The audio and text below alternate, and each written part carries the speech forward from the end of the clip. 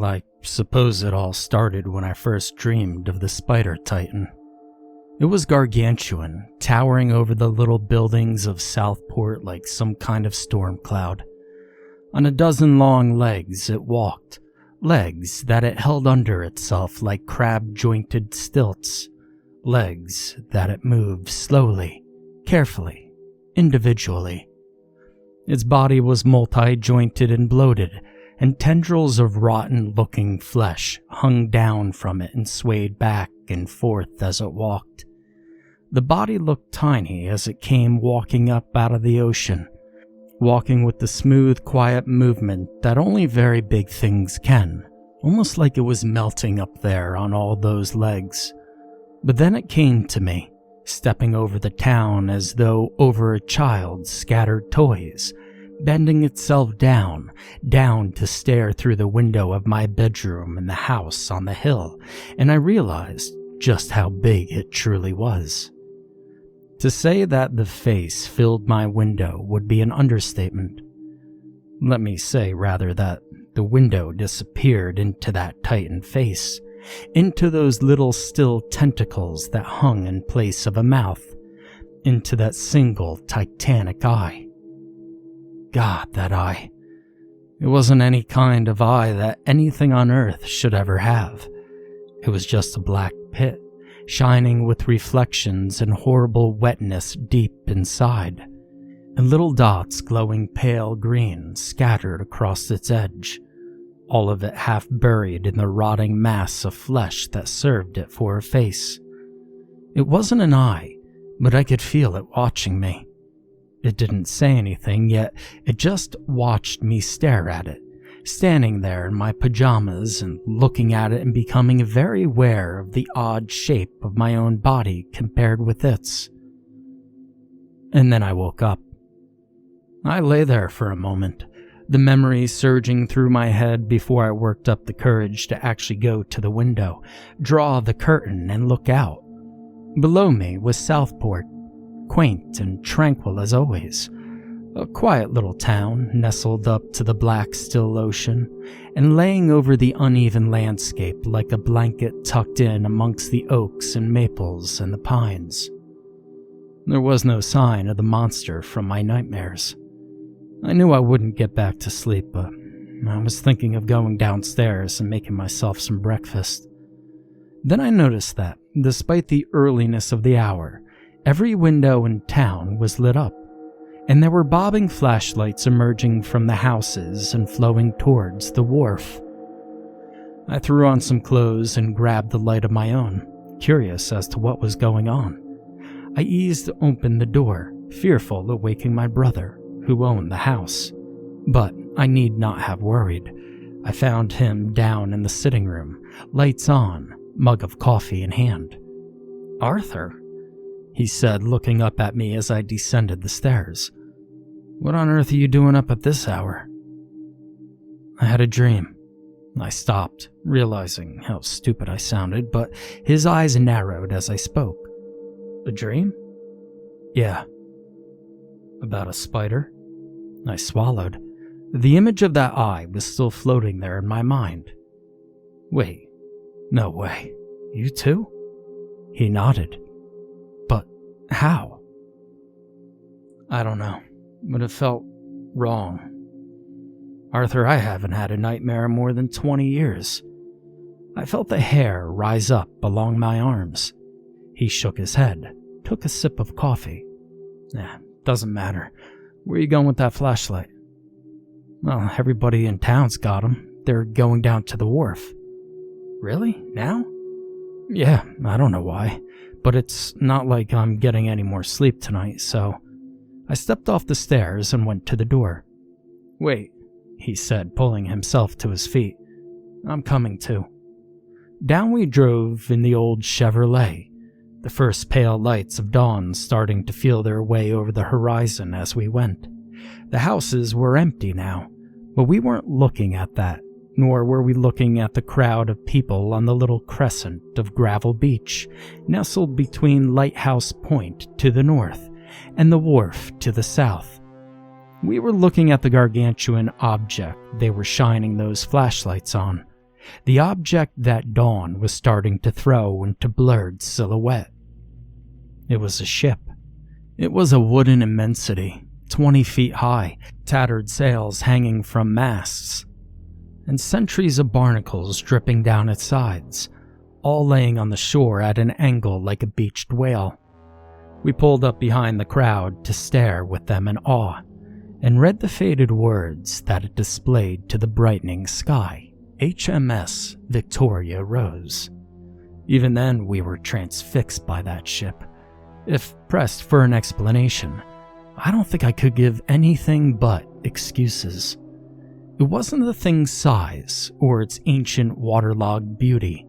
It wasn't the idea that it had floated on the Atlantic for hundreds of years before somehow finding its way into Southport Bay. It takes much more than that to keep 200 people in one place for 3 hours, silent and unmoving. But none of us thought about that then. We didn't think about much of anything at all, till the seagulls that had landed on the rotting mast scattered with a chorus of mewling cries. It was Parker Jones that first noticed her. "Look," he said, and though he barely did more than whisper it, we all heard him, even over the breath of the waves. "There's someone up there." "Where?" "On the deck." "A person?" "It's a kid." "Someone from town?" "Not in that getup. Looks like Alice in Wonderland." "What's with her eyes?" "I'm sure it's a trick of the light." "No, they're definitely glowing." "She's a ghost, isn't she? A ghost ship filled with the restless spirits of its passengers and crew." And then, standing up there on that ship like a bizarre prophet, she spoke. "We must build the beacon." And then she collapsed. We were thankful then that she was only unconscious, apparently from lack of food and water. The Wilkinses volunteered to take charge of her until she woke up. It was about then that word of the Spider Titan began to spread. It wasn't just Arthur and me. Everyone in Southport had dreamed of the thing, walking slowly from the ocean and peering down into their specific window. Everyone in Southport had felt the gaze of that nightmarish eye in the final moments before they woke. None of them had even thought of going back to sleep, and when one saw the great dark shape of the Victoria Rose laying on the beach, the others had been quick to follow. No one felt right that day. We all felt as though we were being watched and judged by something mammoth and alien. Normally, the citizens of Southport kept to themselves, but today we gathered in hushed groups, outside the general store or the barber shop, on porches and streets. We didn't talk, unless we absolutely had to. We just huddled like minnows in the corners of a pond. The girl from the boat woke up that evening. Her name was Eleanor Mayweather, and after a substantial meal, half the town gathered into Wilkins' living room to listen to her story. I'll take the liberty of repeating it here verbatim. God knows I'm not likely to forget it. "You said your name was Eleanor, sweetheart?" "Yes." "How did you come to be on the Victoria Rose, Eleanor?" She glanced at Mrs. Wilkins, looking slightly confused. "Daddy said we were going to America." "Is this America?" "Canada, but yes, why?" "They said it would be a long trip, but I didn't know it would be this long." She paused, and after a moment, Gavin Jones, the postmaster, broke in. "Where are your parents, kiddo?" She looked at him. I think it was then that I realized that her eyes weren't glowing anymore. "They're dead." "What? How did they?" "Mr. Pierce's followers sacrificed them." "What?" "They had to feed the Naescus, you understand?" "No, I don't understand." Mrs. Wilkins was talking again now, but the entire room was murmuring to itself. "Your parents were sacrificed by a cult?" "No, of course not. That would be silly. They were sacrificed by the sailors. There wasn't a cult. whatever that is. I leaned in towards her.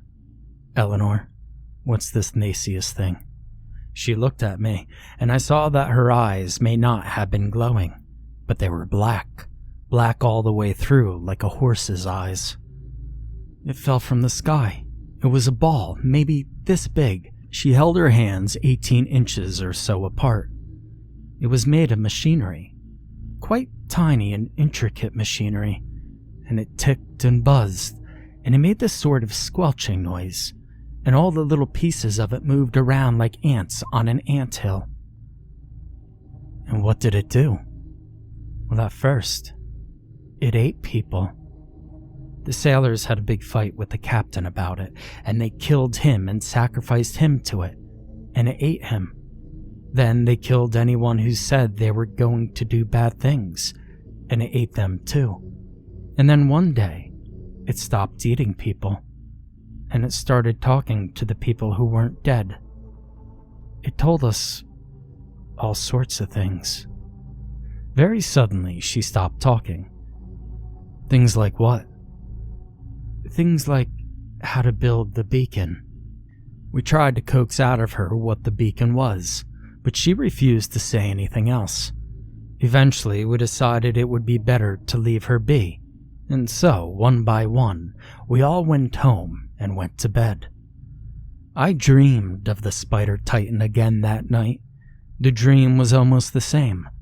It walked up out of the ocean. It came to my window. It bent down to stare inside, but the creature itself was different, more like an actual spider.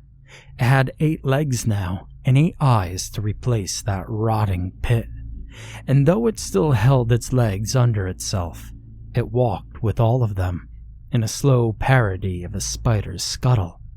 But the real difference came at the end of the dream. The first time, it had only stared at me until I woke up. This time, it watched me for a moment, its eyes somehow glowing black and casting shadows of their own accord, and then it began to speak. It didn't move the clicking mandibles that had appeared on its armored face. It just made noises. A high, repetitive beeping sound, and then a rising hum, and then a distorted wail. They weren't sounds I recognized, at least not consciously, but they did things to my brain. It was as though the spider titan was playing my mind like a musical instrument. The noises themselves weren't frightening or exiting, but they made me feel deep, uncontrollable fear and rushing, maddening exhilaration. I hadn't even imagined that it was possible to manipulate a brain like that. But it could, and it only created emotions for a little while. Then it was creating images. The lighthouse, the ball of machinery Eleanor had described, a hot, fiery ball of light. Then it was creating ideas. There was a thing that must be built, a beacon. It must be completed. There was no hurry, but it was the only thing that was important, that meant anything. Family, friends, lives, none of that mattered. Only the beacon did, and that was my life's purpose. And I woke up.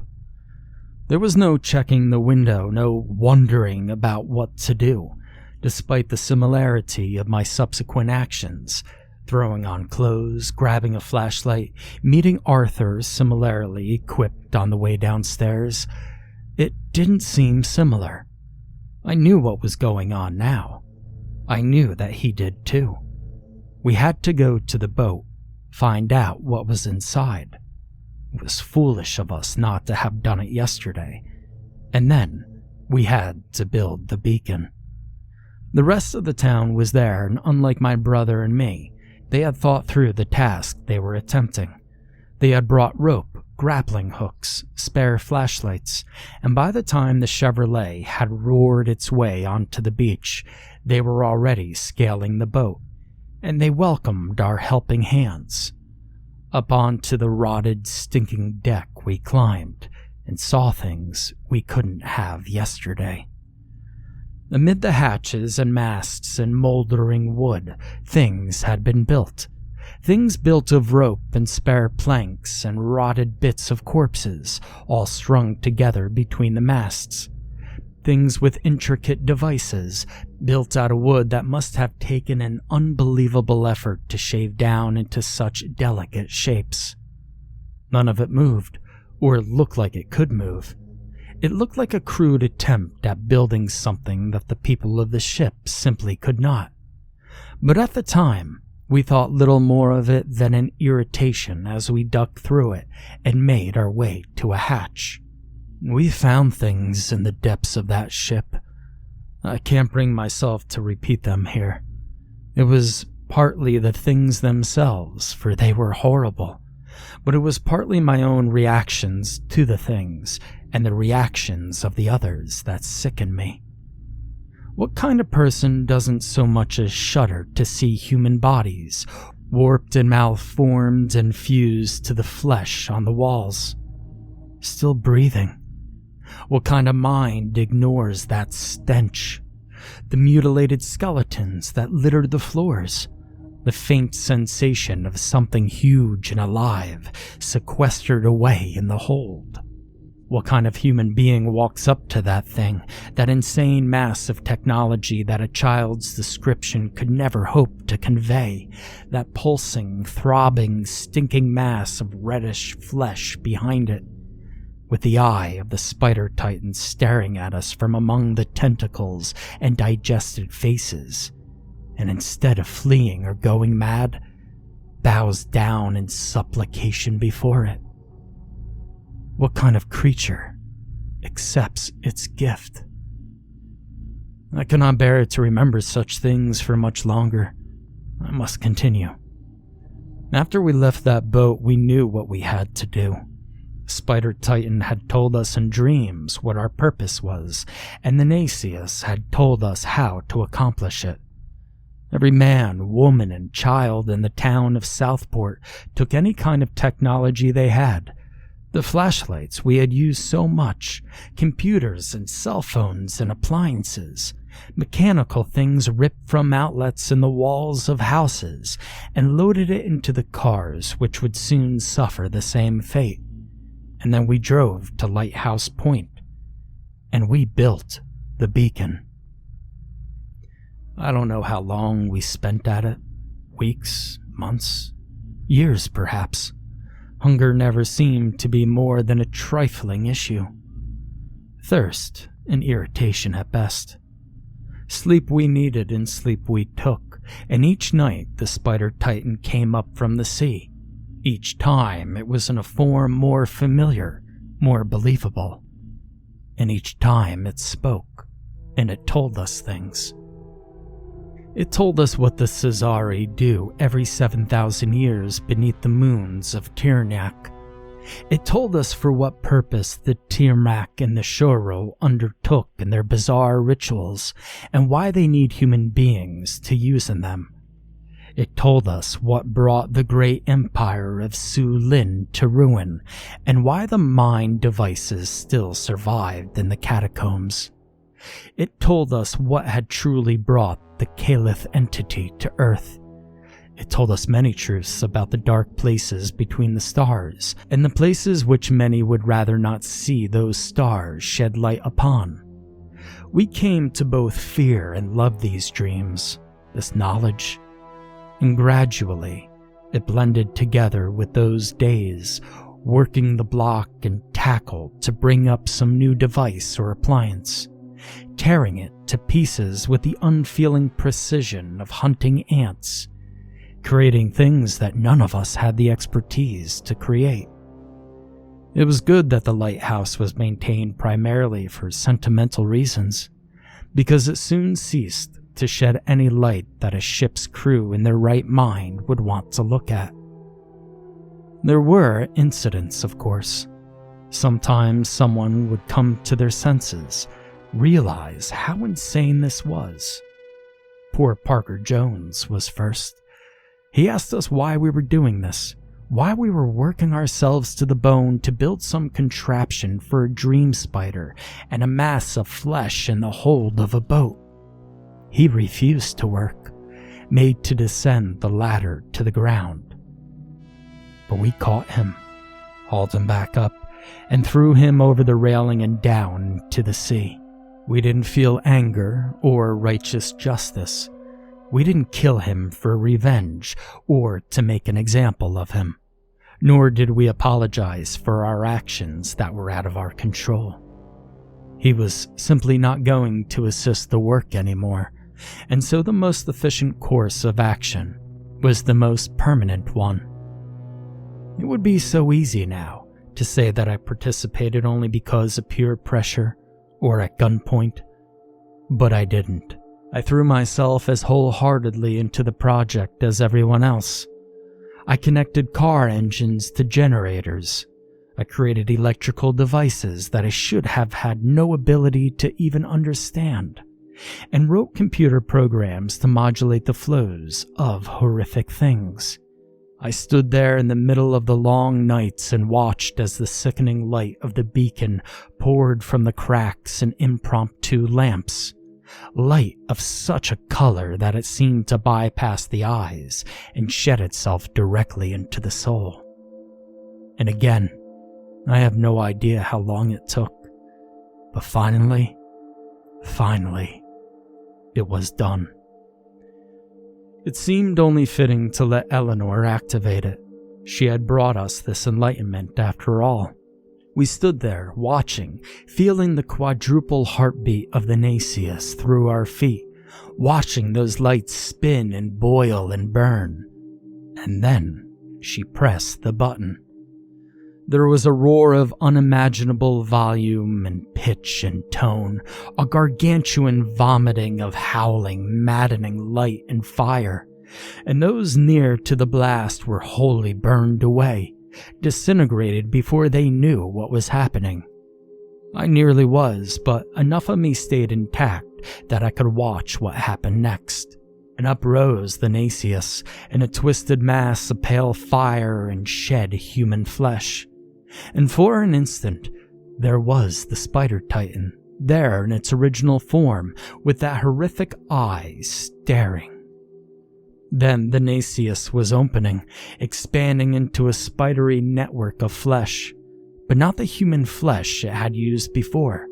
Flesh that nothing should have, nothing could have, unfolding into an almost skeletal, million-jointed mass, a mass that pulsed and throbbed with light. Brighter and brighter it grew, and the sound that accompanied it grew as well, until my eardrum suddenly gave out with an excruciating pop. And yet, deafened as I was, I still watched it as it rose, its form completely obscured now by the light.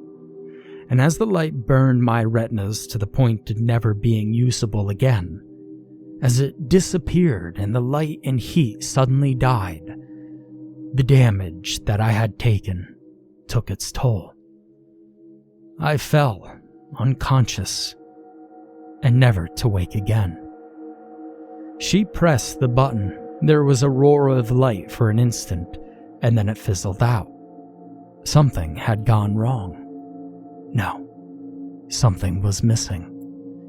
Everything was still there, except the reaching tendrils of that horrific mass of flesh didn't connect to anything. A ring in the superstructure, 18 inches wide, was empty. The Naescus was gone. There was an overwhelming sense of emptiness, of failure. Some of us ran to the railing and threw ourselves out into the sea. Poor Arthur was one of them. Others collapsed into the fetal position, screaming and sobbing. I was one of them. It took us a long time to come to terms with it. The meaning of our lives was gone. We had literally put everything we had into this machine. What could we do now? What would anything we could do be? And gradually, one by one, we dispersed. We had used our cars in the creation of the beacon, and we didn't have the knowledge anymore to remove them. So we walked. We walked to the nearest town, took trains, looked for jobs. We tried to return to our normal lives. But I see things in the newspapers. Suicides with names I recognize. And I don't think they've got the wrong idea. You see, I've discovered something. The Naescus' gift stayed with me. I barely need to eat or drink. I don't age at all. And the idea that I'm going to have to live forever with the things I've seen, the knowledge of what's still up there in that lighthouse. I hope no one ever reads this. I wrote it more for my own peace of mind than anything else. I had to tell someone, even if it was no one. Especially if it was no one. And please, don't pity me. This is a relief. No longer will I have to dream echoes of the Spider Titan.